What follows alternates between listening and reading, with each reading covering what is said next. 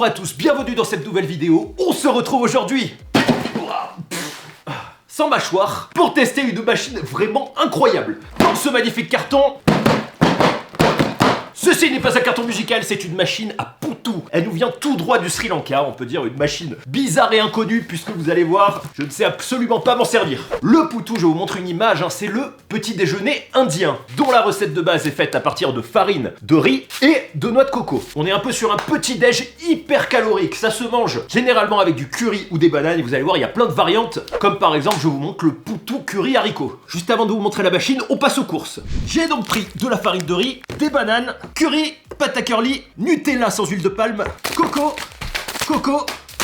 des piments, burger, cheddar, il me reste du steak, de la merguez, vous inquiétez pas, nuggets, des œufs, ketchup samouraï, bacon moutarde et de la farine de blé pour changer. J'espère qu'il y en aura assez.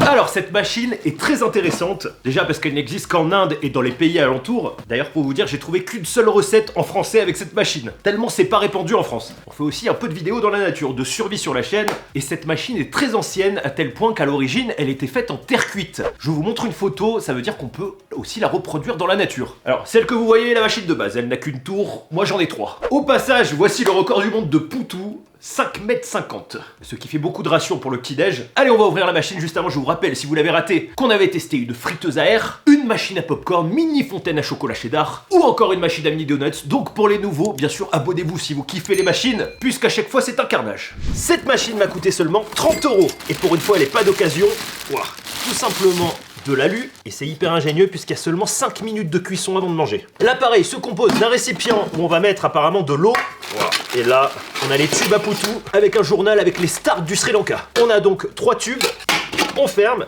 on pose les tubes, on a vraiment une machine du futur. À l'intérieur, 3 filtres pour laisser passer l'air, 3 capuchons. Alors les filtres apparemment se glissent dedans, hop, ah!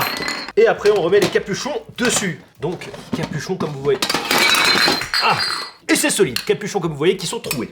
Vraiment magnifique machine, hein. Alors c'est pas très stable mais c'est normal, c'est fait pour être posé sur le feu. Allez, on attaque tout de suite la recette de base et après on se lâche. Poutou de Kerala, 200 g de farine de riz, 50 g de coco sèche ou 100 g de coco fraîche. Sachez que j'avais acheté de la noix de coco fraîche et j'avais complètement oublié pourquoi je l'avais acheté parce que je suis tellement reçu de machine. Si vous voulez savoir ce qu'elle est devenue, regardez mon TikTok. Une cuillère à café de sel et 10 centilitres d'eau. On va voir si on n'en met pas 15 parce que du coup on a de la coco sèche, peut-être il faut en mettre 15. Ensuite on mélange bien et là on devrait obtenir du coup une pâte un peu molle. Alors vu qu'on a de la coco sèche, on va doubler l'eau puisque moi j'avais vu la dose d'eau pour la coco fraîche. Wow. Et là on a la pâte à poutou qui est prête bientôt. A noter que la noix de coco n'est pas obligatoire mais c'est un petit déj traditionnel. C'est comme ça qu'on va faire du poutou burger avec une pâte un peu plus neutre tout à l'heure. Waouh, c'est beau. On obtient donc, regardez bien, une belle pâte qu'on va fourrer dans la machine. Juste à côté, j'ai réhydraté de la coco sèche pour faire une petite pâte. On va remplir un tube. Le tube s'appelle le poutou kouti. On met le filtre, regardez bien, à l'intérieur. On dépose une couche de noix de coco au fond. Hop. On bourre le reste de poutou. On remet une couche de noix de coco au milieu. On remet du poutou, coco. Et on bouche. Hop. Alors on va commencer avec un seul pour voir la cuisson. Donc on enlève ceci. On rajoute simplement de l'eau au fond de la casserole. Direction la cuisine. Allez, au feu. On bouche. Et le poutou plein, hop, et maintenant on attend qu'il y ait de la vapeur qui s'échappe. Dès qu'il y a de la vapeur qui s'échappe, c'est cuit en 5 minutes. Attention à ranger la machine en hauteur, hein, faut pas vous asseoir dessus. On se retrouve 10 minutes plus tard, ça bout. Alors on a un problème, ça bout bien, mais regardez. En fait on a mis trop d'eau, du coup l'air ne passe pas, c'est trop pâteux. Il faut que ce soit un peu sablonneux mais que ça tienne dans la main. Voici la bonne texture, c'est ça, regardez. Quand on tient, ça fait un bloc. Et ça se casse facilement. Donc oubliez la recette et dosez vous-même l'eau, jusqu'à ce que vous obteniez ceci. Et apparemment il faut mettre la coco sèche sur les bords. Et la coco fraîche dans le plat. Voilà, là on a vraiment la bonne mixture sablonneuse, humide. On se retrouve 15 minutes plus tard. Alors la machine a un problème. J'ai regardé des milliers de vidéos, je suis en train de m'arracher le cerveau, je vous explique. Regardez bien, la vapeur d'eau en fait sort par les côtés. Pourquoi? Parce que c'est pas étanche. La machine est un peu tordue, ça a été fait à la main. Normalement c'est la pression d'air comme une cocotte minute qui va remonter et pousser dans le tuyau. Sauf que là ça sort sur les côtés. Donc je sais pas comment faire. Il faudrait la sceller. Mais j'ai rien pour la sceller en fait. Alors c'est bon, en scellant avec les mains, regardez, il y en a un qui commence à fumer. Juste là. Alors je me brûle, vous imaginez pas, mais on va y arriver, on aura notre poutou. Là du coup on n'a plus qu'à attendre 5 minutes et je vous montre le résultat. Et c'est bon, c'est cuit. Alors il y en a qu'un vraiment qui marche. Voilà, lui n'a pas marché parce que c'est pas scellé, donc la vapeur en fait elle sort tout simplement par les côtés. Donc, je suis deg. Mais au moins on en a un, c'est celui-là.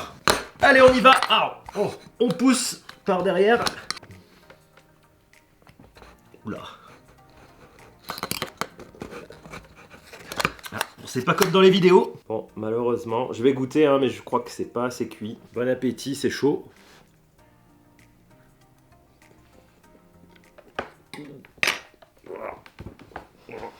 Bon, on se retrouve presque 1 heure plus tard. J'ai trouvé une solution. J'ai inversé le couvercle de la machine pour pas qu'il y ait de vapeur qui sort. Et j'ai mis une assiette au-dessus pour faire pression. Et la machine ne marche toujours pas. Voilà, c'est vraiment de la merde. J'ai regardé toutes les machines qui marchent un peu sur YouTube. Et en fait, elles ont un truc pour sceller, comme une cocotte minute, pour pas que l'air sorte. Et là, ça marche. Mais en alu, c'est tout tordu. Il n'y a pas assez de pression au niveau du poids. Alors que si c'était en terre cuite, par exemple, le poids de la terre cuite est très lourd. Ça ferait pression. Là, ça continue de sortir, en fait. On va voir ce que ça donne. J'espère que c'est cuit. Allez, c'est parti. On pousse. Voilà, là. Bon, je crois que c'est... Ouais, ça marche pas, ça cuit même pas. En fait, c'est juste chaud, je peux le toucher. Mais pourtant, je suis resté 1 heure. Alors ça, c'est le premier qui était trop humide et qui a cuit, du coup, 1h30. Oh là là, la couleur. Pourquoi c'est noir? On dirait que celui-ci a peut-être cuit. Alors, ça a mis du temps. On va goûter. Alors, je vous avoue que j'ai un peu peur. J'ai l'impression que l'aluminium a déteint. On va le casser. On va goûter au milieu.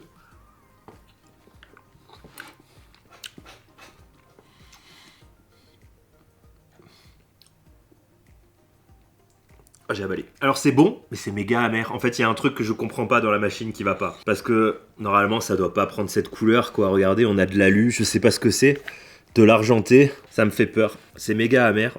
Comme les vieilles rations, en aluminium, en fait, qui sont dans de l'alu. C'est dommage parce que c'est pas mauvais, c'est vraiment bon. Bon, on n'a pas eu grand chose sur cette machine. On va en faire une utilisation détournée, vous allez voir. Parce que ça ferait une bonne machine à hot dog, je pense. Alors pourtant la machine, sachez-le, on l'a bien nettoyée, mais on dirait qu'il y a de la peinture d'inox qui pénétrait à l'intérieur, je sais pas, c'est très bizarre. Surtout que cette machine, on en trouve facilement des images, donc elle doit être en vente sur pas mal d'endroits. Je vous montre du coup une machine qui marche. Il faut une machine, en fait, simplement qui puisse sceller et qui accessoirement n'ait pas de poison au niveau du métal. Alors je veux quand même goûter le poutou, du coup je vais le faire simplement à la machine à vapeur, hein, j'ai fait des boudins. Mais il y a un truc qui m'inquiète. Quand je goûte la pâte crue, en fait c'est pas du tout amer, c'est bon. Donc ça vient bien de la machine, on va tenter un truc. Pour récupérer la machine, on peut s'en servir du coup comme chauffe merguez. On va voir ce que ça donne. Hop. Et pendant ce temps-là, je fais mes petits poutous à la vapeur. Même avis, dans la machine elle marche pas, il y a la vapeur qui sort sur le côté. Pourtant il n'y a rien dedans. Allez merguez, j'espère qu'on va pouvoir manger un truc dans cette vidéo. Olé, elle est bien chaude, je peux vous dire. Voilà, je l'avais déjà pré-cuite, mais là du coup je l'ai faite bien réchauffer. On va goûter. Bon appétit à tous.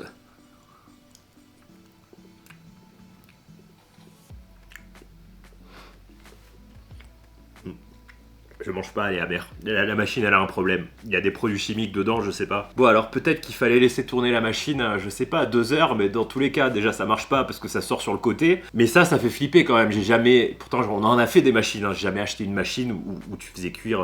Il y avait du métal qui sortait, quoi. Donc, je crois que c'est pas les mêmes normes, peut-être, au Sri Lanka, je sais pas. Mais... Ou alors, on s'est fait tout simplement arnaquer. Allez, c'est cuit. À table. Bon appétit à tous. On va enfin pouvoir goûter ce qu'on a fait.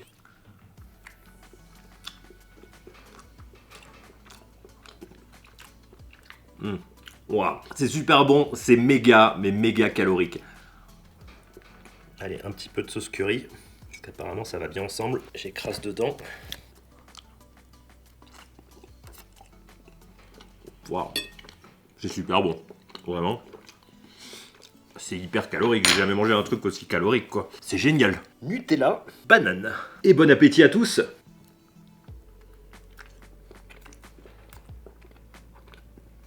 Wow. C'est délicieux, mais vraiment délicieux. Allez, cheddar, coulant. Ça va être bon. Steak haché. Et bon appétit à tous.